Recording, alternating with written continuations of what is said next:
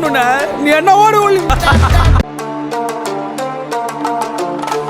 சில படத்தை தேட்டரில் பார்க்கும்போது அந்த படத்தில் வர கதாபாத்திரம் நல்லாவே இருந்திருந்த படத்தோட கதை ரொம்பவே மொக்கையாக இருக்குங்கிற மாதிரி வந்து தோணிருக்கும். அதுவே அந்த படத்தை ஃபோன்லேயோ டேப்லெட்லேயோ பார்த்துருந்தீங்க அப்படின்னா படத்தோட கதையை தாண்டி அந்த கதாபாத்திரமே இன்னுமே மோசமாக மாற்றிருக்கும். அங்கே போனால் இந்த வீடியோவில் கதாபாத்திரங்கள் நல்லா இருந்து சில படங்கள் வந்து ஓடி இருக்காது, ஒரு சில படங்கள் ஓடி இருக்கும், ஆனால் அந்த படத்தோட கதை நல்லா இருந்திருக்காது, இன்னுமே நல்லா பண்ணியிருந்திருக்கலாம். அந்த மாதிரி என்னென்ன படங்கள் வந்து இருக்கு, அந்த படத்தெல்லாம் மாற்றி எடுத்திருந்தா என்ன மாதிரி அமைஞ்சிருக்குன்னு சொல்லி இந்த வீடியோவில் பார்க்க போகிறோம். இந்த படங்கள் எல்லாமே என்னோட பெர்ஸ்பெக்டிவ், உங்களோட தான் கமெண்ட் செக்ஷன் சொல்லுங்க. கபாலி தமிழ் சினிமாவில் முதல் தடவையா இப்படி ஒரு எக்ஸ்பெக்டேஷன் எந்த படத்துக்கும் உருவாகல. அந்த எக்ஸ்பெக்டேஷன் ஃபில் பண்ணிச்சான்னு வந்து கேட்டிங்கன்னா அந்த கபாலிங்கிற கதாபாத்திரம் மூலிமா ரஜினி சாரோட எக்ஸ்பெக்டேஷனை ஃபில் பண்ணிருச்சு. அவர் நடித்த அந்த ஆக்டிங்கை பெஸ்ட்டாக வந்து கொடுத்துட்டாரு. ஆனால் அந்த படத்துக்கான கதை எங்கேயோ ஆரம்பிக்கும், ஆனால் எங்கேயோ போய் முடிகிற மாதிரி வந்து இருக்கும். கிளைமேக்ஸில் வேற அவர் இறந்து போகிற மாதிரியான ஷாட் வச்சுருப்பாங்க, பட் கிளியராக காமிச்சிருக்க மாட்டாங்க. அதனால தான் நீங்கள் வந்து தேட்டரில் பார்க்கும்போதோ டிவியில் பார்க்கும்போதோ கொஞ்சம் வித்தியாசம் இருந்திருக்கும். அந்த சீனை வந்து ஆல்ட்ரேட் பண்ணியிருந்திருப்பாங்க. ப்ராப்பர் கேங்ஸ்டராகவே ரஜினி அவர்கள் போர்ட்ரேட் பண்ணி அந்த மலேசியன்ஸோட கேங் வில்லன்ஸாக ப்ராப்பராக இன்னுமே ஆத்தென்டிக்காக காமிச்சிருந்தாங்க அப்படின்னா, ப்ராப்பர் ரைட்டிங் இன்னும் வில்லனுக்கு எழுதியிருந்தாங்க அப்படின்னா, ரஜினி சார் அவர்களுக்கு அந்த ஒரு ஊர்லேருந்து வந்த கதையை கொஞ்சம் கம்மி பண்ணிவிட்டு ப்ரெசன்ட் பர்சனை எக்ஸ்டெண்ட் பண்ணியிருந்தாங்கன்னா பயங்கர மாதம் வந்து இருந்திருக்கும். எந்த ஒரு ட்விஸ்ட்டுமே படத்தில் இருக்காது. எல்லா சீனையும் வந்து ப்ரிடிக்ட் பண்ண முடியும். அதுதான் இந்த படத்தோட மெயின் மைனஸ் பாயிண்ட். இவங்க மட்டும் கொஞ்சம் ட்விஸ்டெல்லாம் ஆட் பண்ணி இவரோட கதையை இன்னுமே ஸ்ட்ராங்காக எழுதினாங்க அப்படின்னா த பெஸ்ட் கேரக்டர் ஸ்டோரி மூவியாக மாற வேண்டியது மிஸ் ஆகிடுச்சு. கோப்ரா இந்த படத்தில் 2 கேரக்டரில் சியான் விக்ரம் அடிச்சிருப்பார். ஒருத்தவரை மேத்தமெட்டிக் கால்குலேஷனாக வந்து காமிச்சிருப்பாங்க, இன்னொருத்தரை அசசினாக வந்து காமிச்சிருப்பாங்க. இந்த படத்தோட ப்ளஸ் பாயிண்ட் இது 2 மட்டும்தான். கதையை ரொம்பவே வந்து கன்ஃபியூஸ் பண்ணிட்டாங்க, பட் பர்சனலாக எனக்கு வந்து பிடிக்கும். ஆனால் நிறைய பேருக்கு இது பிடிக்காது. ஏன்னா 2 கதாபாத்திரங்களுக்கான டிஃப்ரென்சேஷனை புரிஞ்சுக்கிறது கொஞ்சம் கஷ்டமாக வந்து இருக்கும். அதுவும் சின்ன வயசில் யார் இந்த கேரக்டர் இன்னொரு கேரக்டர் யாருன்னு சொல்லி உங்களுக்கே ஒரு சில கன்ஃபியூஸ் வந்து வரும். இந்த மேத்தமெட்டிஷியனுக்கு தான் இந்த மாதிரியான அந்த மல்டிபிள் கேரக்டர்ஸ் வந்து உருவாகிற மாதிரியான தாட் கிரியேட் ஆகுது. அசிஸ்டன்ட் விக்ரம்க்கு சின்ன வயசுலேயே 3D பழகுனதுனால 2 பேரோட கேரக்டர் வந்து ஸ்வைப் பண்ணி சின்ன வயசுலேருந்தே வாழ்ந்துருப்பாங்க. பெரிய ஆளாகல தான் மிஸ் ஆகிருக்காங்க. ஆனால் இவங்களுக்குலாம் சில கோட் வேர்ட்ஸை வந்து ஃபாலோ பண்ணுற மாதிரி வச்சுருக்காங்க. முக்கியமாக இந்த லூசுத்தனமான லவ் ஸ்டோரி இருக்கிற ஹீரோயின் கான்செப்டை கட் பண்ணியிருந்திருக்கலாம். ஆனால் ஒரு வகையில் அதுதான் கிளைமேக்ஸ்க்கு ரொம்ப இம்பார்ட்டண்டாகவே மாறி இருந்துச்சு. ஏன்னா மேத்தமெட்டிஷனை லவ் பண்ண பொண்ணை தான் அசிஸ்டன்ட் விக்ரம்க்கு வந்து கொடுத்துருப்பாங்க. இது ஒரு பயங்கரமான ஸ்டோரி. ஆனால் ஸ்க்ரீன் பிளேலையும் ஸ்டோரிலையும் சொத்தப்பினனால யாருக்குமே புரியாத மாதிரியே போயிடும். எல்லாம் பேட்மேனோட காமிக்ஸ் மூவிஸ் எல்லாம் பார்த்துருந்தீங்களோ இந்த கேரக்டரோட கதை எந்த அளவுக்கு பொட்டன்ஷியல் உள்ளதுன்னு உங்களுக்கே வந்து தெரியும். பயங்கரமாக மிஸ் பண்ணிட்டாங்க. பேட்மேனோட ஸ்டோரியும் இதே மாதிரி தான் வந்துருக்கும். நைட்டு தான் அவரோட வேலையை வந்து பார்ப்பாரு. முக்கியமாக படத்தோட ஹீரோ வந்து சைபர் செக்யூரிட்டியாக வேற இருக்கிறாரு. நைட் ஆனால் தான் அந்த பிரச்சனைகளை வந்து ஒட்டி கேட்குறாரு. அங்கே போய் நல்லது செய்ய முயற்சி வந்து பண்ணுறாரு. எப்படிப்பட்ட ஒரு நல்ல ஸ்டோரி. அதே மாதிரி வில்லனும் ஒரு சைக்கோ, லிட்டரலி ஜோக்கர் ஈக்குவலான ஒரு சைக்கோட்டிக் கேரக்டர் வந்து காமிச்சிருப்பாங்க. அப்படி நல்ல கதையை வந்து இவங்க ஒரு இடத்துல மிஸ் பண்ணியிருப்பாங்க. என்னோட போர்ஷனுக்கு அதெல்லாம் தேவையே வந்து இருக்காது. ஹீரோ அந்தோட கேரக்டரை வந்து கொஞ்சம் டவுன் கிரேட் பண்ணுற மாதிரியே வந்து இருக்கும். நல்ல விஜயசூர்யா ஒரு மாசான வில்லனாக இருந்தாலும் இவங்க 2 பேருக்கான சண்டையை ப்ராப்பராக காமிச்சிருந்தாலும் ஒரு சின்ன விஷயம் இன்னுமே இவங்களுக்கான கேரக்டர் ரேட்டிங்கை டெப்த்தாக வந்து கொடுத்துருந்துருக்கணும். ஹீரோவுக்கும் இன்னுமே கொடுத்துருந்தாங்க அப்படின்னா பார்க்குற ஆடியன்ஸ்க்கு ஓகேப்பா அப்படிங்கிற அளவுக்கு இருந்திருக்கும். வில்லனுக்கு கொடுத்த ஒரு பயங்கரமான ஸ்டோரியை கூட ஹீரோவுக்கு பேக் ஸ்டோரியை கொடுத்துருக்க மாட்டாங்க.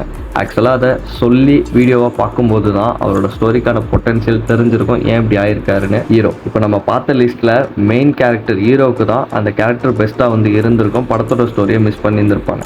இந்த படத்தில் அப்படி ஆப்போசிட் சைட் கேரக்டராக வந்து அர்ஜுன் அவர்களுக்கான பொட்டன்ஷியல் ஸ்டோரி வேறு லெவலில் வந்து இருந்திருக்கும்.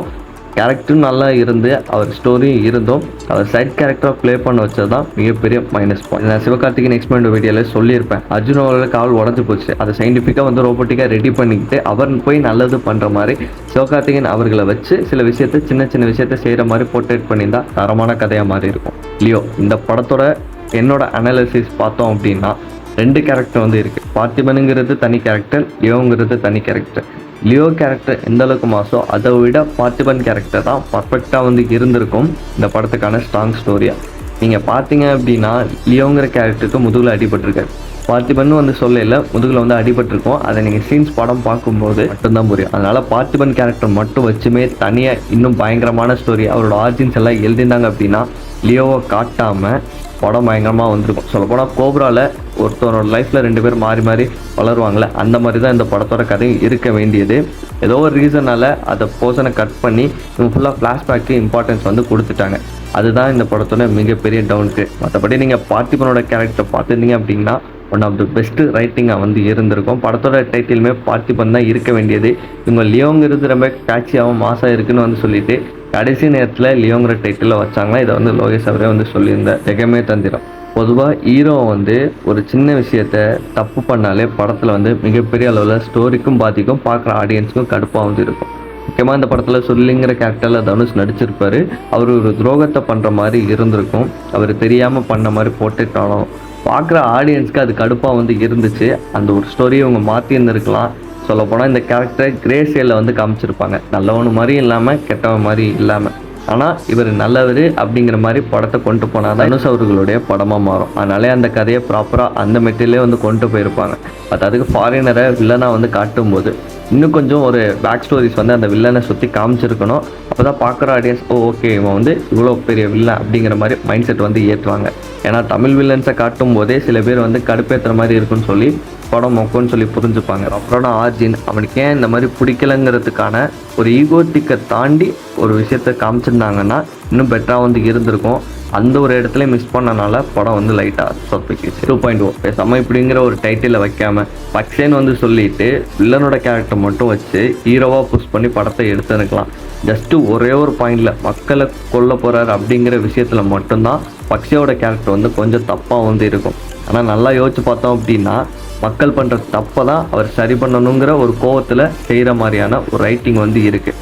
பெஸ்ட்டு கேரக்டர் இன் தமிழ் சினிமா. ஆனால் இந்த ஒரு கேரக்டர் வில்லனாக போனனால மட்டுமே இந்த ஸ்டோரி ரொம்ப வீக் ஆயிடுச்சு. மற்றபடி கொஞ்சம் நல்ல படம் தான். வாவாத்தி ஹீரோவுக்கு ஏதோ ஒரு வகையில் மல்டிபிள் பர்சனாலிட்டியோ இல்லை ஆபியோ பூந்த மாதிரியான ஒரு சக்தி வந்து இருக்குது. அதை அவரே வந்து தேடி கண்டுபிடிக்கணும். ஏன்னா ஒரு போலீஸாக வந்து இருக்கார். அந்த மாறின இன்னொரு நம்பர் வந்து நல்லது வந்து செய்கிறாரு. அதுவும் ரியல் லைஃப்பில் இருந்த எம்ஜிஆர் அப்படிங்கிற மாதிரியான கேரக்டர். இப்படிப்பட்ட ஒரு பயங்கரமான ஸ்டோரி, பயங்கரமான கேரக்டர். ஆனால் இவங்க ஸ்டோரியை எக்ஸ்ட்ரா எலமெண்ட்ஸ் நிறைய ஆட் பண்ணி எக்ஸ்டெண்டர் வந்து பண்ணனால காமெடி சீன்ஸ்லாம் வெறுப்பாக இருந்திருக்கும். பேசிகிட்டே வந்து இருக்கிற மாதிரி வந்து இருக்கும். கதையோட பாயிண்டை விட்டு வேறு இடத்துக்கு வந்து போயிட்டு வர மாதிரியான தாட்ஸ் சில பேருக்கு வந்து வந்திருக்கும். இவங்க அந்த நான் சொன்ன ஸ்டோரியை மட்டும் வச்சுமே, ஏன்னா படத்தோட கோல் லைன் கான்செப்டாக தான் இன்னும் கொஞ்சம் ஆல்டரேட் பண்ணி புஷ் பண்ணியிருந்தாங்க அப்படின்னா one of the best movie and best character லிஸ்ட்லேயே இந்த படம் வர வேண்டியது. தானே கெட்டவன் தானே நல்லவன், கெட்டவனை நல்லவன் வந்து தேடுறான், ஆனால் அவனும் நல்லவனாக தான் வந்து இருக்கிறான். இப்படிங்கிறபடி பார்த்தாலும் கதை நல்லா தான் வந்து இருந்துச்சு. ஆனால் கண்டுபிடிக்கிற விஷயத்த இன்ட்ரெஸ்ட்டாக வந்து காமிச்சிருக்கணும்.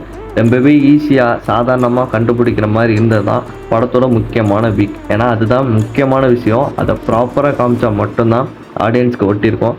அந்த ஒரு ட்ராபேக்னாலே இந்த படம் கொஞ்சம் மாறான படமாக மாறி இருக்கும். இன்னும் டைம் எடுத்திருந்தாங்கன்னா கூட நல்லா பண்ணியிருப்பாங்க. இப்போ நான் சொன்ன படங்களையே உங்களுக்கு ஒரு யோசனை வந்து இருக்கும், இந்த படத்தோட கதையை இப்படி மாற்றிருந்தா நல்லா இருக்குன்னு வந்து சொல்லி அதை கீழே கமெண்ட் செக்ஷனில் வந்து சொல்லுங்கள், பார்ப்போம் எப்படி இருக்குன்னு வந்து சொல்லி. இந்த மாதிரி டிஃப்ரெண்ட் கேரக்டர் வச்சு படம் எடுக்கும்போது ஸ்டோரி ஸ்ட்ராங்காக இருந்தால் மட்டும்தான் படம் மிகப்பெரிய அளவில் ஹிட் ஆகும்.